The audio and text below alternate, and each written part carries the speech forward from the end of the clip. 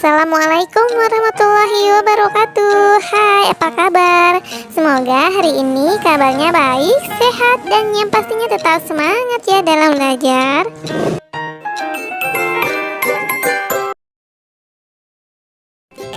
Nah, pembahasan pada video kali ini yaitu pada KD 3.12 menelaah struktur dan kebahasaan isi teks cerita inspiratif. Baik, kita akan bahas mengenai struktur teks cerita inspirasi, kaidah kebahasaan teks cerita inspirasi, dan unsur teks cerita inspirasi. Baiklah, sebelum belajar, alangkah baiknya kita berdoa terlebih dahulu ya.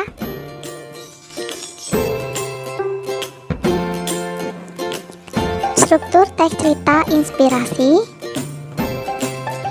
Berikut ini terdapat beberapa struktur dalam unsur teks cerita inspirasi terdiri atas bagian orientasi adalah tahap pengenalan atau penyituasian, biasanya berisi pengenalan tokoh, latar, dan latar belakang cerita. Kemudian, bagian rangkaian peristiwa itu dimulai dari awal terjadinya sebuah peristiwa sampai pada puncak masalah. Kemudian, bagian komplikasi merupakan tahap puncak dari peristiwa-peristiwa yang dikembangkan pada tahap rangkaian peristiwa sampai masalah tersebut ditemukan jalan keluarnya. Kemudian bagian resolusi merupakan tahap penyelesaian masalah yang dikembangkan pada bagian rangkaian peristiwa dan komplikasi dikendurkan pada tahap resolusi. Dan yang terakhir adalah bagian koda, adalah bagian penutup dari sebuah cerita inspiratif dan jenis teks narasi lainnya. Dalam tahap ini disampaikan kesimpulan dan pesan moral yang dapat diambil dari cerita tersebut. Selanjutnya, tentang unsur teks cerita inspirasi. Berikut ini terdapat beberapa unsur-unsur teks cerita inspirasi terdiri atas 1. Tokoh dan penokohan. 2. Latar cerita atau setting. 3. Alur atau jalan cerita. 4. Sudut pandang. 5. Tema. Dan 6. Amanat. Yang dimaksud dengan tokoh adalah individu rekaan yang mengalami peristiwa di dalam cerita. Sedangkan penokohan adalah penyajian watak tokoh dan penciptaan citra tokoh dalam cerita. Kemudian yang kedua, latar cerita atau setting. Itu adalah latar adalah unsur dalam cerita yang menunjukkan di mana, bagaimana, dan kapan peristiwa dalam cerita itu berlangsung. Kemudian alur atau jalan cerita. Alur adalah jalinan peristiwa yang memperlihatkan kepaduan yang diwujudkan oleh hubungan sebab akibat, tokoh utama, tema atau kegiatannya. Kemudian sudut pandang itu adalah dapat diartikan sebagai posisi pengarang terhadap peristiwa-peristiwa di dalam cerita. Ada sudut pandang orang pertama, sudut orang ketiga, kemudian sudut pandang orang pertama sebagai pembantu, begitu. Kemudian yang kelima, tema. Tema adalah gagasan, ide, atau pikiran utama yang digunakan sebagai dasar dalam menuliskan cerita.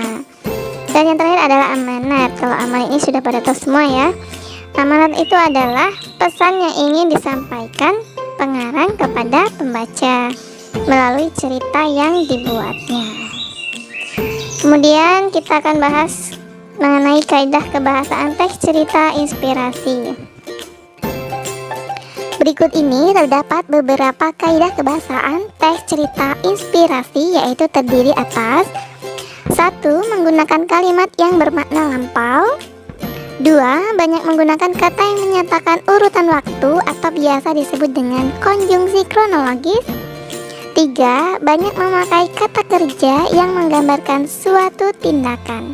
Kemudian yang keempat, menggunakan kata kerja yang menunjukkan kalimat tidak langsung sebagai cara menceritakan tuturan seorang tokoh yang dibawakan oleh penulis. 5. Banyak memakai kata kerja yang menyatakan sesuatu yang dipikirkan atau dirasakan oleh tokoh dalam kurung kata kerja mental. 6. Kebanyakan penulis berperan langsung sebagai orang pertama dan terlibat dalam cerita yang bersangkutan, sehingga akan banyak menggunakan kata orang pertama dalam menyampaikan ceritanya, seperti aku, saya, dan kami. 7. Sebaliknya, bisa jadi penulis hanya menjadi orang ketiga, sehingga berperan sebagai pengamat. Oleh karena itu, teks akan banyak memuat kata ganti orang ketiga seperti dia dan mereka. Berikut adalah contoh teks cerita inspiratif singkat beserta strukturnya. Yang pertama berjudul Paku dan Amarah.